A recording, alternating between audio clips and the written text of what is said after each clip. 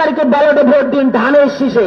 যদি আপনারা ধানের শীষে ভোট দিন তাহলে বুঝবো যে আপনারা এটা প্রতিবাদ করেছেন, আর না হলে যদি না দেন তাহলে ভাববো আপনারা নিজেদেরকে প্রতিবাদ বলে স্বীকার করে নিয়েছেন। আসসালামু আলাইকুম রহমতুল্লাহ। প্রিয় দর্শক, আপনারা শুনলেন আফরোজা আব্বাস, মির্জা আব্বাসের ওয়াইফ, তিনি যে মন্তব্যটি করেছেন প্রিয় দর্শক, খুবই জঘন্যতম এবং কি বলবো, এটা খুবই মারাত্মক একটি মন্তব্য করেছেন নারীদেরকে নিয়ে। প্রিয় দর্শক, দেখেন, গতকালকেও তিনি একটি বক্তব্য রেখেছিলেন।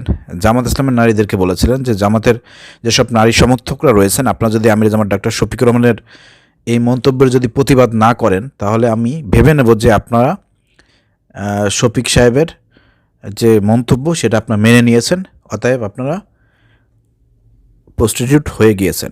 তিনি এরকম একটা মারাত্মক মন্তব্য গতকালকে করেছিলেন। আজকে উনি কী মন্তব্য করেছেন প্রিয় দর্শক আপনারা শুনেছেন। ভিডিওটি আমি বলবো প্রচুর পরিমাণে শেয়ার করেন। এদেশে যারা নারী সমাজ আছেন, কর্মজীবী যেসব নারীরা আছেন, আপনারা দেখেন, এবং সারা বাংলাদেশের নারী সমাজ যারা আছেন আপনাদেরকে বলবো, ভোটার যারা আছেন আপনাদেরকে বলবো, আপনারা দেখেন।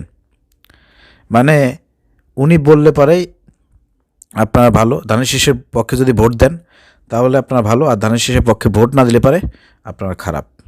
এবং আপনাদেরকে কিভাবে গালি দিল, কোন ভাষায় কথা বলল আপনারা দেখেন।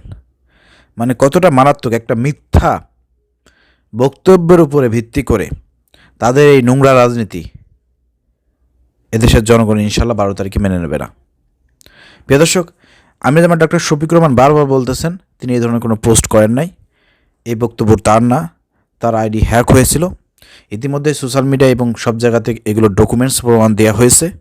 এরপরেও এই মিথ্যা বক্তব্য, এই হ্যাকিংয়ের এই পোস্ট প্রিয় দর্শক নিয়ে যারা রাজনীতি করতেছে, মিথ্যাচার করতেছে, তাদেরকে আমরা কি বলবো, নিন্দা জানাই। এবং যারা এটাকে নিয়ে রাজনীতিতে চূড়ান্তভাবে নারীদেরকে অসম্মান করতেছে, স্লোগানে নারীদেরকে অসম্মান করতেছে, এবং আফরোজ আব্বাস যে বক্তব্যটি দিয়েছে প্রিয় দর্শক আপনারা শুনেছেন যে ধানের শীষের পক্ষে ভোট দিলে পারে ভালো হয়ে যাবেন, আর ধানের শীষের বিপক্ষে, ধানের শীষে যারা ভোট দেবে না তারা নাকি নিজেদেরকে ওইটা মেনে নেবে। মানে চিন্তা করছেন আপনারা, মানে কতটা জঘন্য মানে রাজনীতি শুরু করেছে এরা। তো এদেশের নারী সমাজকে বলবো আপনারা দেখেন, চিন্তা ভাবনা করেন যে আপনাদেরকে নিয়ে এরকমের বাজে মন্তব্য কারা করতেছে, কারা এই নোংরা রাজনীতি করতেছে, তাদের বিরুদ্ধে অবশ্যই আপনাদেরকে 12 তারিখে অবস্থান করতে হবে, এবং 12 তারিখে ব্যালটের মাধ্যমে এগুলোর দাঁত ভাঙা জবাব দিতে হবে। প্রিয় দর্শক, ভিডিও শেয়ার করে সবাই প্রতিবাদ করেন।